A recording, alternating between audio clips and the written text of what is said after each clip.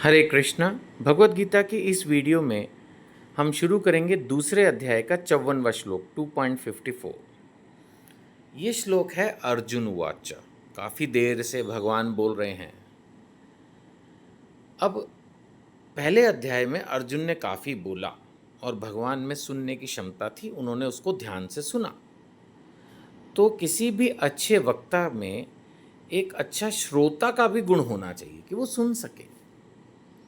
भगवान ने वो अपनी क्वालिटी एग्जिबिट की, प्रदर्शन की। इसी तरह से अर्जुन भी बहुत अच्छे श्रोता हैं। इतनी देर से भगवान आत्मा का ज्ञान और अन्य ज्ञान अर्जुन को दे रहे हैं और वो बिल्कुल ध्यान से सुन रहे हैं। ऐसा नहीं कि उन्होंने उनकी बात को काटा, रादर 54वें श्लोक में और क्वेश्चन पूछे कि भगवान और एलोबरेट करें। अर्जुन ने कहा, कृष्ण, अध्यात्म में लीन चेतना वाले व्यक्ति, स्थित प्रज्ञ, जो बिल्कुल सेट है, जैसे भी हम बात कर रहे थे, समाधि में लीन है, स्थित है अपने विचारों में, अपने कर्मों में, अपने व्यवहार में, अपने आचार में, उसके क्या लक्षण है, कैसे बोलता है, उसकी भाषा क्या है, किस प्रकार बैठता चलता है, मतलब क्या गुण उसमें होते हैं।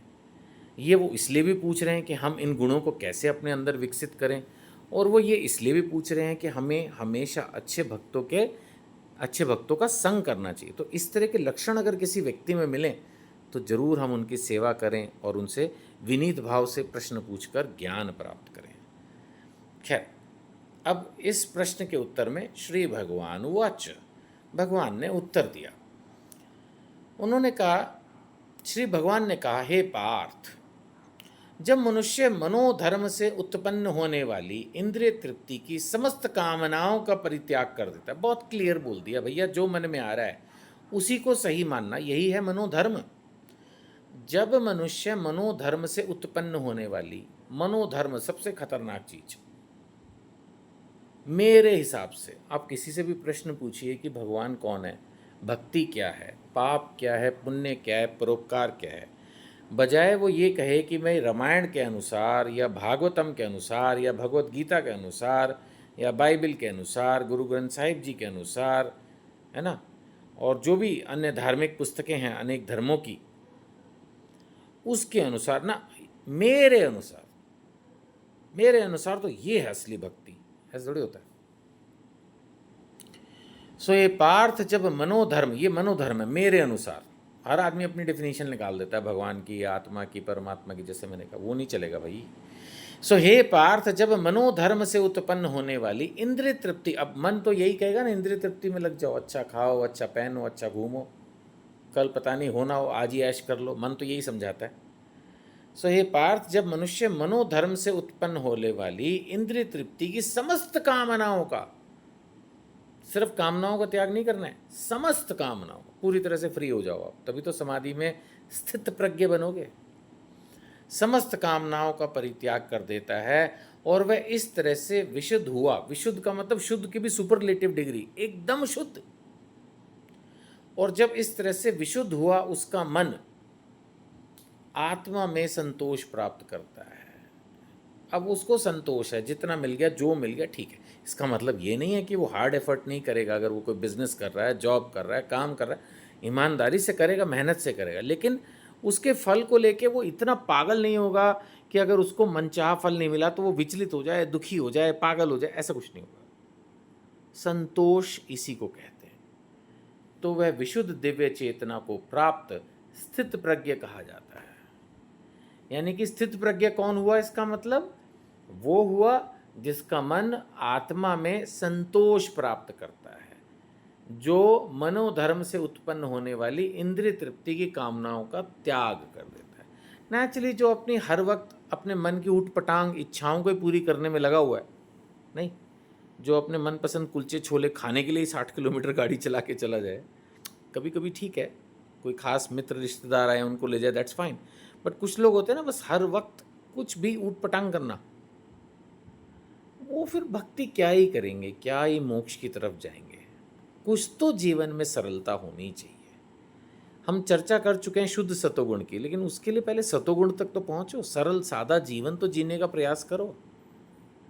मन में उठने वाली हर इंद्रिय तृप्ति को पूरा करने की इच्छा करोगे अगर, तो वो कभी भक्ति की तरफ आपको मुड़ने ही नहीं देगा। इसलिए भगवान कह रहे हैं पहले तो अपनी कामनाओं का त्याग करो, थोड़ा संतोषी तो बनो। संतोष भाव चाहिए, स्थित प्रज्ञ, यानी भक्ति में अगर स्थिरता चाहिए, दृढ़ता चाहिए, तो थोड़ा तो स्टेबल बनो। अब भगवान आगे कह रहे हैं जो त्रय तापों के होने पर भी मन में विचलित नहीं होता।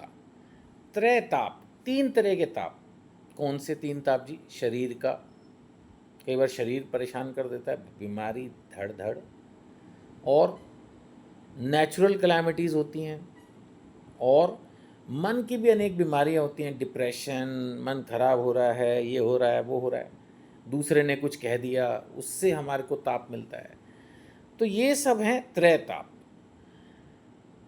कोई कुछ भी कर ले, लेकिन जिसका मन विचलित नहीं होता, जो त्रय तापों के होने पर भी मन में विचलित नहीं होता, अथवा सुख में प्रसन्न नहीं होता। इसका मतलब ये नहीं कि कितना भी सुखी हो जाए, मतलब कुछ भी जीवन में अच्छे से अच्छा हो जाए, वो एकदम मुंह लटका के रहता है, ऐसा नहीं है। उल्टा भक्त के चेहरे पर सदैव मुस्कुराहट बनी रहती है।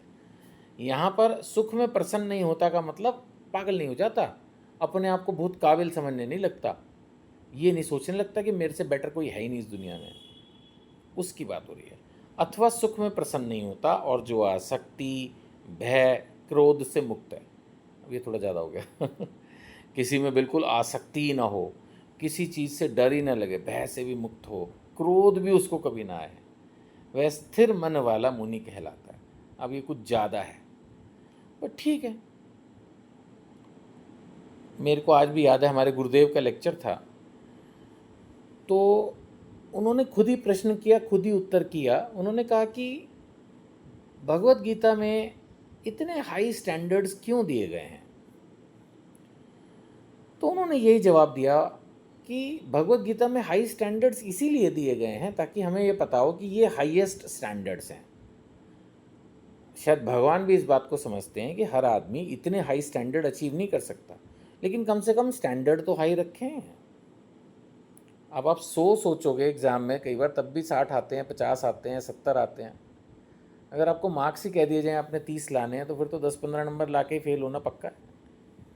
तो हाई स्टैंडर्ड्स दिए गए हैं। हाई स्टैंडर्ड क्या है कि त्रियताप, कुछ भी हो जाए आपका मन विचलित ना हो, सुख में भी आप खुद पे काबू रखें, आसक्ति ना हो, भय ना हो, क्रोध से मुक्त रहें।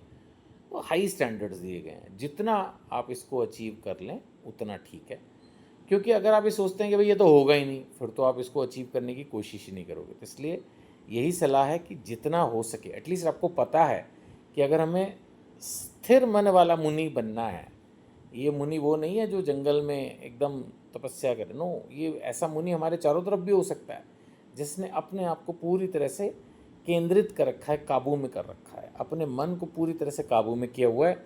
ऐसा व्यक्ति भी स्थिर मन वाला मुनि कहला सकता है, चाहे वो हमारे चारों तरफ ही क्यों ना हो। हरे कृष्णा।